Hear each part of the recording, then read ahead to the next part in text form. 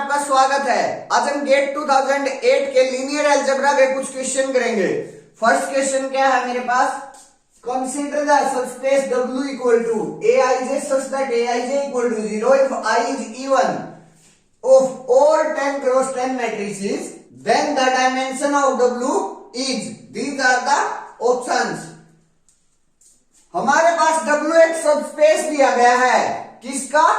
All 10 cross 10 matrices का, all 10 cross 10 matrices का, और उसके बाद W की डायमेंशन पूछ रहा है।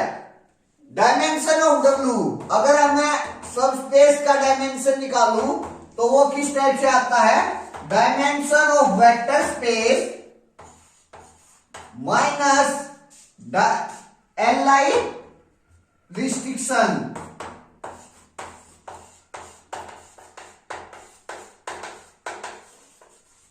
इस टाइप से मेरे पास क्या आता है? Dimension of a subspace. यहां मेरे पास dimension of vector space 10 cross 10 order की सारी मैट्रिसेस हैं। जो वेक्टर स्पेस है मेरे पास वो किसका है? 10 क्रॉस 10 ऑर्डर की सारी मैट्रिसेस का। तो मीन्स इसका जो ऑर्डर होगा 10 इंटू 10 इक्वल टू 100। जो डायमेंशन ऑफ वेक्टर स्पेस है वो क्या हो जाएगा मेरे पास? 100 हो जाएगा। Dimension of vector space 100 minus Li restriction. Li restriction अब W से जाकर हम चेक करते हैं कि इसके पास कितनी Li रिस्ट्रिक्शन है। मैं 10 क्रॉस 10 ऑर्डर की मैट्रिसेस बनाऊं, W में वो मैट्रिसेस हैं जिनकी Aij इक्वल टू 0 है इफ I इज इवन। अगर उसका मैट्रिक्स का रो नंबर इवन है तो मेरे पास जो एंट्रीज है उस रो की वो 0 हो जाती हैं। ये कह रहा है ये। फर्स्ट रो देखिए, फर्स्ट रो में मेरे पास कोई भी रिस्ट्रिक्शन नहीं है क्योंकि मैं 1 एक क्या होता है? ओड नंबर होता है। लेकिन अगर कोई भी इवन नंबर होता तभी मेरी एंट्रीज 0 होती, मीन्स तभी उन पर रिस्ट्रिक्शन लगती। यहां फर्स्ट रो में किसी भी एलिमेंट पर मेरी कोई भी रिस्ट्रिक्शन नहीं है, कोई भी रिस्ट्रिक्शन नहीं है। ये आर्बिट्रेरी फिल किए जा सकते हैं। अब सेकंड रो की बात करूं तो सेकंड रो मेरी जो 2 है वो एक इवन नंबर है, तो सेकंड रो कंप्लीटली मेरी 0 हो गई। 0 हो गई तो इस पर रिस्ट्रिक्शन लग गई। और सेकंड रो में कितने एलिमेंट है? 10। तो मेरे पास कितनी रिस्ट्रिक्शन होगी अभी तक? 10। थर्ड रो की बात करूं मैं तो थर्ड रो में भी कोई भी रिस्ट्रिक्शन नहीं है। सारे के सारे हम आर्बिट्रेरी फिल कर सकते हैं क्योंकि जब अगर जो I है वो इवन होता तभी तो रिस्ट्रिक्ट कर पाते हैं उसे। लेकिन यहाँ जो I है वो 3 है जो कि एक ओड नंबर है, इसलिए इस रो के किसी भी एलिमेंट को हम रिस्ट्रिक्ट नहीं करेंगे। तो हमारे पास यहाँ भी कोई भी रिस्ट्रिक्शन नहीं आई। अगर मैं फोर्थ रो की बात करूं, फोर्थ रो जो I है वो 4 है तो एक इवन नंबर है तो इसका जो हर एलिमेंट है वो भी रिस्ट्रिक्ट हो गया और रिस्ट्रिक्ट होकर क्या आ गया? 0। तो मेरे पास एक तो सेकंड रो एक फोर्थ रो कंप्लीट 0 रिस्ट्रिक्शन, और ये दोनों के दोनों Li है 10 मेरे पास ये आ गई।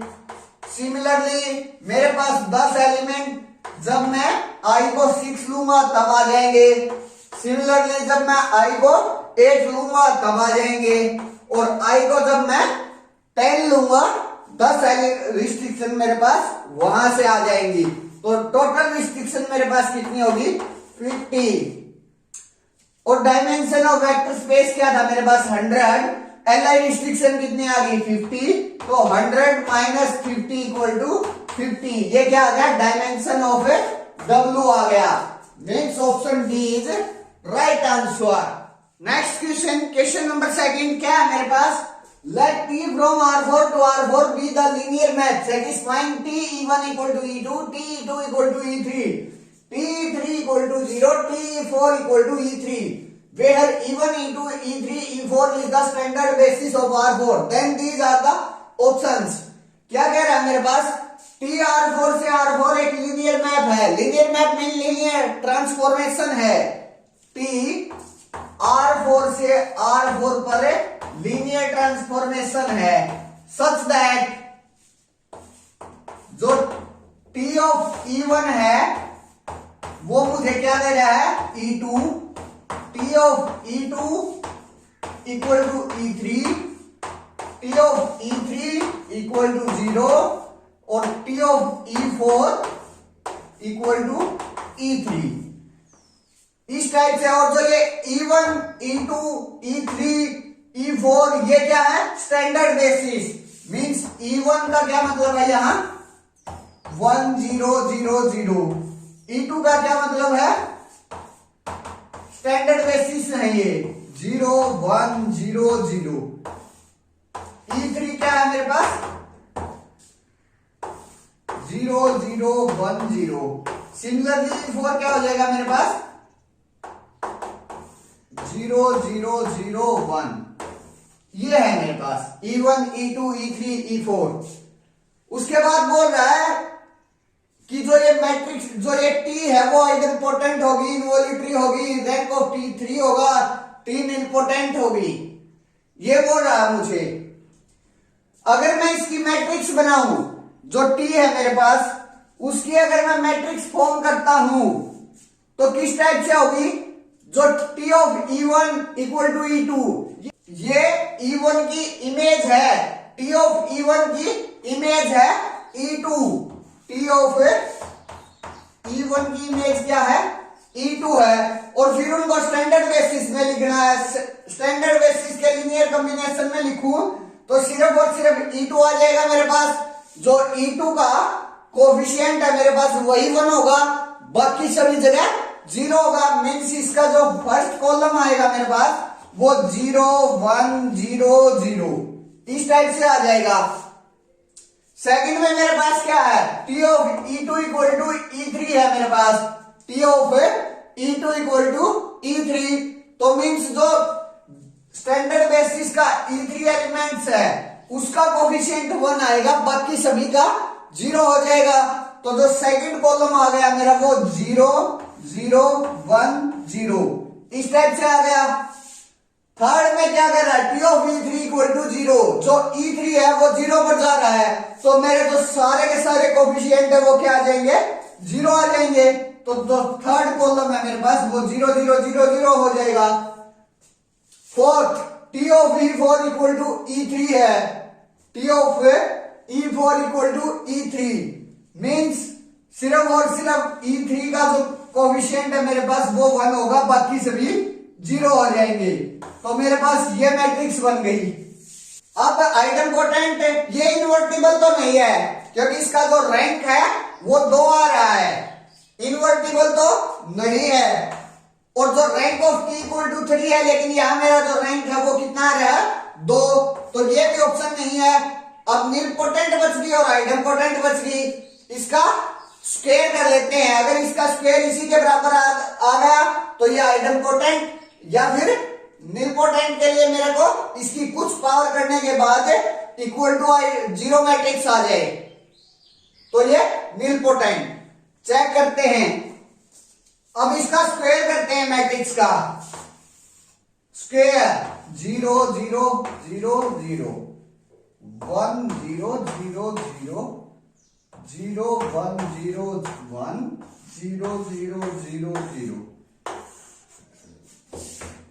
फर्स्ट रो फर्स्ट कॉलम से multiply 0, first row second column से multiply 0, first row third column से multiply 0, first row last column से मल्टीप्लाई 0। यहां के एलिमेंट के लिए सेकंड रो फर्स्ट कॉलम से मल्टीप्लाई फिर से 0।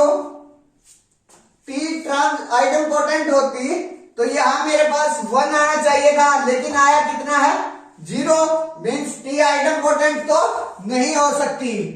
अब निलपोटेंट के लिए बच गई, मीन्स एक ही ऑप्शन बच गया निलपोटेंट। तो option D is right answer. तो जब हमें इसका क्यूब करेंगे मैट्रिक्स का t equal to T cube करेंगे तो मेरे पास जीरो मैट्रिक्स आ जाएगी। आप निकाल कर देख लेना। नेक्स्ट क्वेश्चन क्या है मेरे पास, let m equal to this matrix and v equal to mx transpose such that x belonging to R cube, then an orthonormal basis for V is, these are the options। M कोई भी matrix दी गई है मेरे को, उसके बाद V बना गया है एक वेक्टर स्पेस और उसकी ऑर्थोनॉर्मल बेसिस के बारे में पूछ रहा है। पहले मैं V को देख लेता हूं, V है क्या मेरे पास, M x transpose such that x belonging to R cube। अगर मैं इस V को समझूं तभी तो हमें ऑर्थोनॉर्मल बेसिस के बारे में बता पाएंगे। जब हमें यही नहीं पता चलेगा कि V मेरे पास है क्या, तो हम ऑर्थोनॉर्मल बेसिस कैसे निकाल सकते हैं। पहले V को समझिए। इस क्वेश्चन में सिर्फ और सिर्फ ये V को ही, जो V दे रखा है यही मेन चीज है। अगर स्टूडेंट को ये V का पता चल गया कि ये V है क्या, तो ऑर्थोनॉर्मल बेसिस तो वो आराम से ग्रैम सचनीडिट ऑर्थोगोनलाइजेशन प्रोसेस लगाकर आराम से निकाल सकता है। तो हम पहले इस V को समझते हैं। M कोई भी मैट्रिक्स है, X कोई भी वेक्टर दिया गया है, M 3x3 की मैट्रिक्स है और जो वेक्टर है वो क्या है 3x1 का। तो जो प्रोडक्ट है M इंटू एक्स ट्रांसपोज की, वो एक वेक्टर होगा किस टाइप का, 3x1 टाइप का। यहां से मेरे को फीलिंग आ रही है किसकी, नॉन होमोजेनियस सिस्टम की। नॉन होमोजेनियस सिस्टम की वो क्या होता है, ax इक्वल टू b।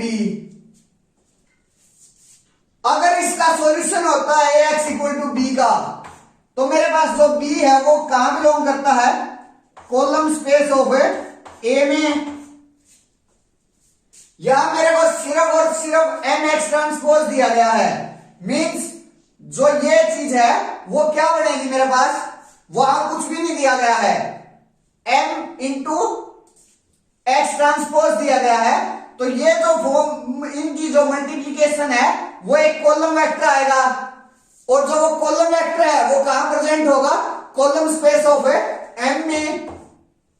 तो सीधा सीधी सी बात ये है कि जो V गिवन है ना, V और कुछ नहीं है, सिर्फ और सिर्फ कॉलम स्पेस ऑफ M है, column space of M।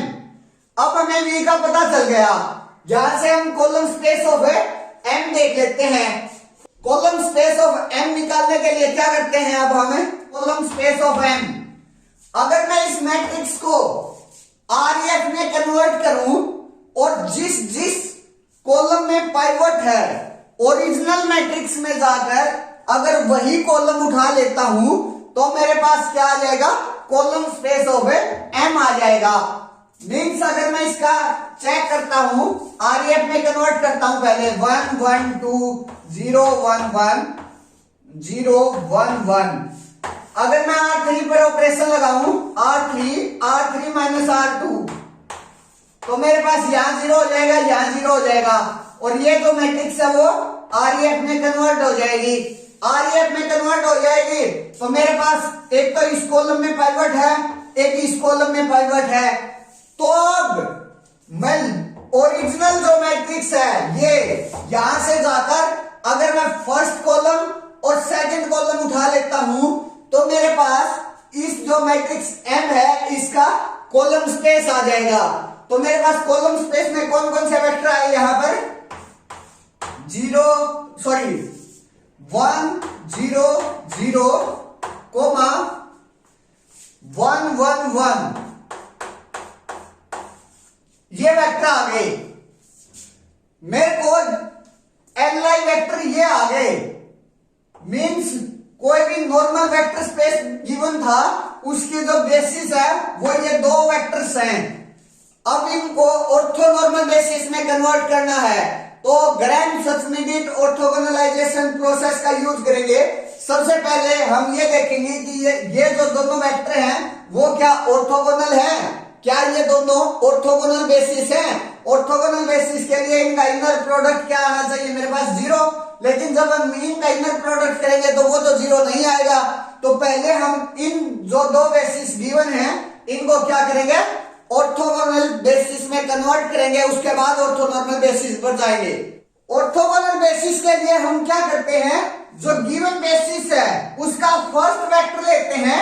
First vector alpha 1 equal to 1 0 0 का ट्रांसपोज, इसको हम as it is orthogonal basis में रख देते हैं।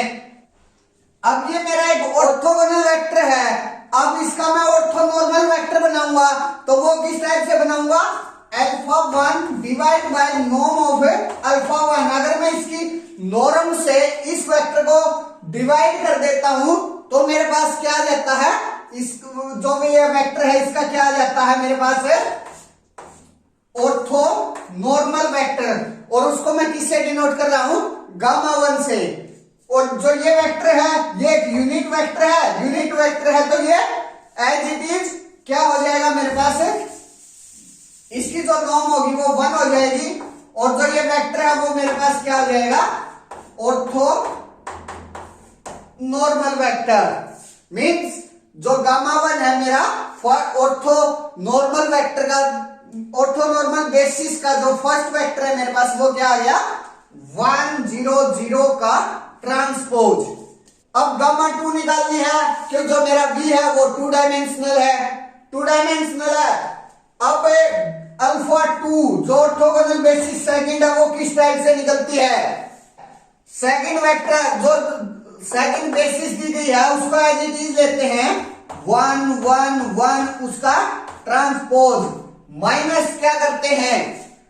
Minus inner product of in of this basis 1 1 1 का ट्रांसपोज इनटू किसके साथ इनर प्रोडक्ट इसका? जो यहां बेसिस फर्स्ट जो ऑर्थो नॉर्मल बेसिस आई है उसके साथ inner product, means inner product किसके साथ?